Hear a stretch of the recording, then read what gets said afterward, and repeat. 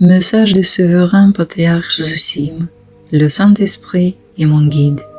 Partie 7. Pardonnez et vous serez pardonné. Seigneur, bénis-moi. Comme beaucoup d'entre vous l'ont déjà entendu en lisant la vie de Saint Silouan l'Atonite, il fut autrefois tourmenté par les démons et ne recevant pas de Dieu l'aide attendue, dans l'amertume de son cœur, il prononça ces paroles. Seigneur, tu es inexorable. Mon discours portera sur cette inexorabilité. Comme je le sais, le Seigneur ne vient pas immédiatement en l'aide pour plusieurs raisons. Premièrement, c'est lorsque le Christ lui-même veut rendre l'ascète encore plus courageux en lui enseignant la confiance. Deuxièmement, Dieu est inexorable à cause de nos péchés, car nous sommes tous pécheurs.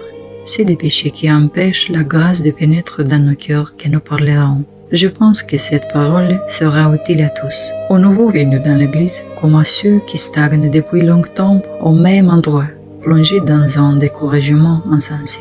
Cette parole s'adresse également à ceux qui semblent avoir confessé tous leurs péchés, mais qui ne parviennent toujours pas à accéder à la grâce. En vous racontant ma vie, je répétais souvent que l'Esprit de Dieu m'a toujours appris à pardonner toute offense ou tout malentendu, qu'il soit causé par des personnes ou par des circonstances. Par exemple, le Seigneur m'a ordonné de pardonner de tout mon cœur à l'homme qui a tué ma mère charnelle devant moi, alors que j'avais 5 ans. Il m'a expliqué que les offenses sont un acte d'orgueil, avec lequel le Seigneur ne se réconcilie pas et n'attend pas un cœur offensé. J'ai dû m'efforcer pour l'amour de Christ, et avec l'aide de Dieu, l'offense a disparu. De même, j'ai dû non seulement pardonner à ceux qui m'emprisonnaient pour quelque chose que je n'avais pas fait, mais aussi prier pour eux comme des bienfaiteurs. Lorsque ma vie a été ainsi organisée, avec le pardon total, alors malgré ma captivité en prison, mon cœur s'est libéré et l'Esprit de Dieu m'a constamment visité, accomplissant périodiquement un travail spirituel. Essayez de ne pas être offensé par les autres et d'étouffer toute offense dans l'œuf n'est que la première étape pour sortir de cet état contagieux. Je durais des pestes démoniaques et de ce lourd fardeau. Ce n'est pas sans raison que notre Seigneur Jésus-Christ a souligné dans sa prière principale que nous devons pardonner aux autres si nous voulons que le Père Céleste nous pardonne nos péchés.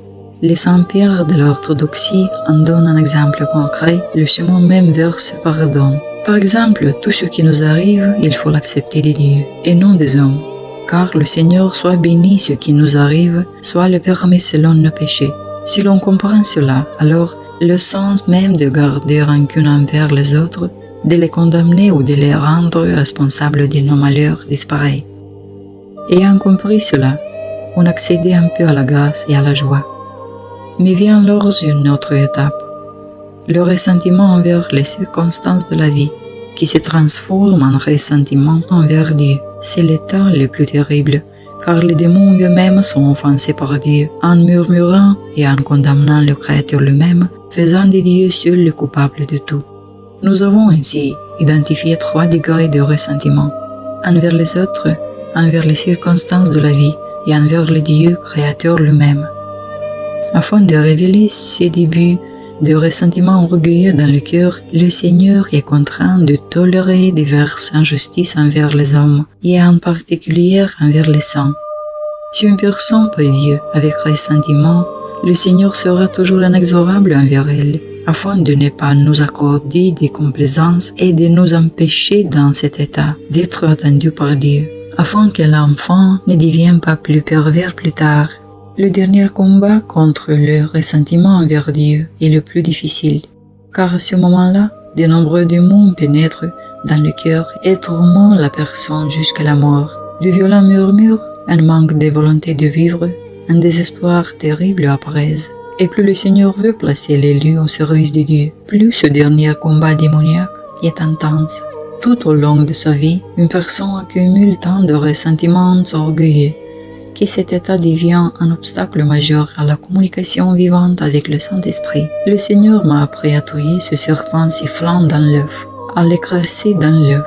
Alors vous saurez que la vie en Christ est belle. Tout le ciel s'éloigne de l'homme offensé et notre reine du ciel m'a longtemps abandonné à cause de diverses offenses qui se sont manifestées dans mon cœur envers Dieu. Tout chrétien qui désire être avec Dieu doit recevoir sa vie entière, se souvenir de toutes les offenses et pardonner à tous. Pardonner non seulement à la personne, mais aussi à l'acte même qu'elle a commis envers nous. Car si le Seigneur nous a permis cela, c'était uniquement pour nous sauver, car la douleur de l'offense elle-même témoigne de l'orgueil qui habite nos cœurs. Ainsi le Seigneur nous permet cette douleur afin de voir l'essentiel, le serpent sifflant de l'orgueil. L'amour et la confiance en Dieu vainquent cet ennemi qui sommeille en nous. Alors l'homme acquiert une grande liberté et, où qu'il soit, il sera heureux. Rappelez-vous, amis, on ne peut jamais justifier les offenses. Cela ne fait que renforcer l'état démoniaque de l'âme. Tout ce que j'ai écrit est le fruit de mon expérience personnelle. C'est pourquoi je vous dis, combattez cette vipère sans la moindre pitié ni justification. Saisissez chaque instant de ressentiment dans votre cœur et ouvrez-le dans la confession. Ainsi vous ferez de Christ votre débiteur, et Dieu ne demeurera pas toujours, maintenant et toujours, et pour les siècles des siècles. Amen. Gloire à notre souverain Mère de Dieu. Amen. Souverain ultime.